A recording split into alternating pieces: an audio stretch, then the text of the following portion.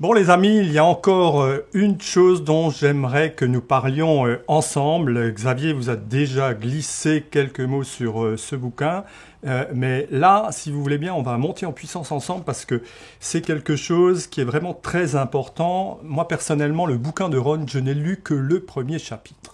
Et j'ai vraiment été touché, j'attendais la suite du bouquin, maintenant je l'ai reçu, je n'ai lu le premier chapitre que parce que je n'avais pas la suite. Mais dans ce premier chapitre, j'ai pu voir l'enfance de Ron. Et lorsque vous voyez le parcours de ce gars-là, je peux vous promettre une chose, ce premier chapitre va immédiatement vous mettre dans une disposition très particulière parce que ce que ce gars-là a vécu, peu de gens le vivent dans toute leur vie. Et pourquoi je vous parle de ça? Parce que on vous parle tout le temps dans les activités de réseau ou en tant qu'entrepreneur en général de l'importance du développement personnel, de l'importance d'avoir une mission, des valeurs, d'avoir quelque chose dans lequel il faut vous ancrer, vous accrocher. Et peut-être que pour tous les gens qui hésitent, qui mettent trop de puissance uniquement sur les produits ou sur les copains, peut-être que d'avoir des valeurs, et ces valeurs-là, on va sûrement les trouver là-dedans, quelque chose avec lequel on peut se dire on est au bon endroit, avec les bonnes personnes, avec les bonnes valeurs, c'est quelque chose qui va vous construire, non seulement vous et votre organisation, mais vos clients et les gens à venir. Xavier l'a lu, et je vais demander à Xavier qui nous donne quelques points de repère vraiment pour voir ce qui, pour lui, qu'il a lu est important. Alors pour commencer, donne-moi par exemple un point, toi, qui a retenu ton attention là-dedans. Moi, j'étais vraiment conforté lorsque j'ai lu ce livre dans le fait d'être vraiment dans la bonne société, la bonne compagnie, avec les bons dirigeants.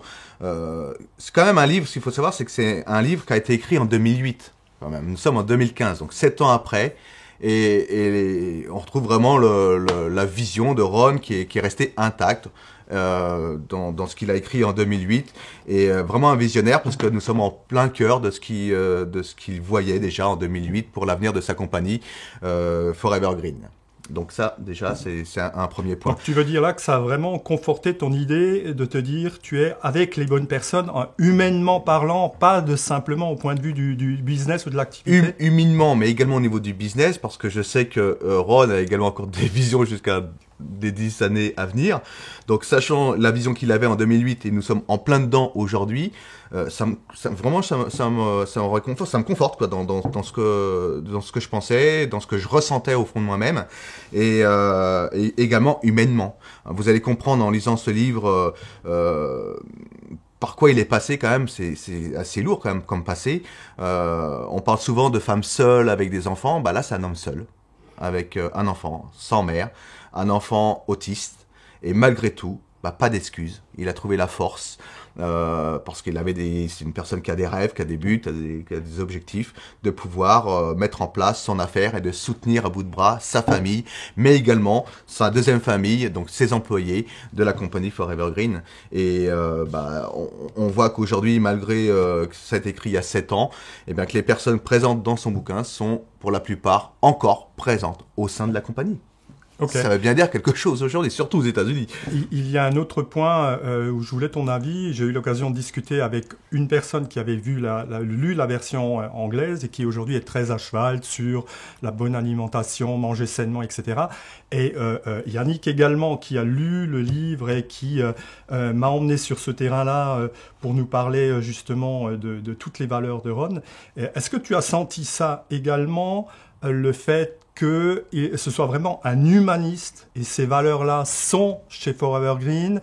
Je veux dire, tout ce qui fait l'actualité aujourd'hui, le fait qu'on s'alimente mal, qu'on a une alimentation industrielle, que la médecine est systématiquement allopathique et qu'il y a d'autres solutions, que le monde a d'autres alternatives, etc. Il paraît que ce gars-là respire tout ça, qu'il l'a mis dans Forever Green et que c'est écrit là-dedans. Ben, c'est ce qu'on ressent en lisant ce livre, totalement. Totalement, c'est exactement ça. T'as totalement raison, Pascal. C'est que c'est dans son intérêt, c'est son objectif d'améliorer, de participer à améliorer la qualité de vie sur cette planète par une alimentation saine, par des produits sains, de bien-être. On comprend également. Là, je voulais y revenir dessus. Comment, alors ça, je savais pas, mais maintenant je sais comment le phytoplancton marin est arrivé au cœur de Forever Green et donc de FG Express aujourd'hui.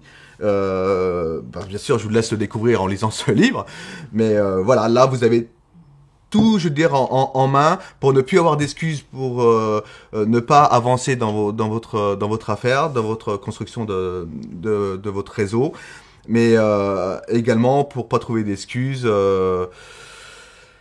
Dire que voilà, vous n'avez pas le temps, vous êtes occupé par des cas familiaux difficiles.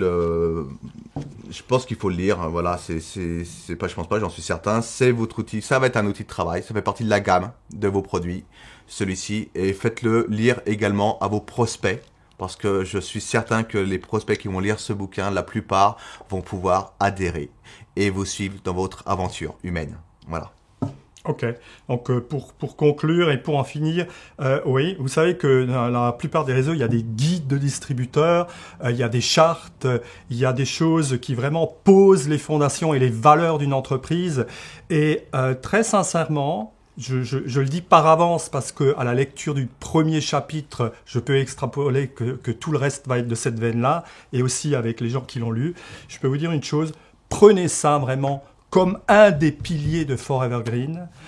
Construisez votre organisation avec des gens qui pensent avec ça, qui aiment ça, et vous n'aurez plus à vous poser la question s'ils sont forts, s'ils savent développer, etc. Parce que ce qu'ils vont devenir va être plus puissant que ce qu'ils peuvent être à court terme, et ils vont construire avec vous, et vous aurez des gens solides, des prospects solides et des clients fidèles.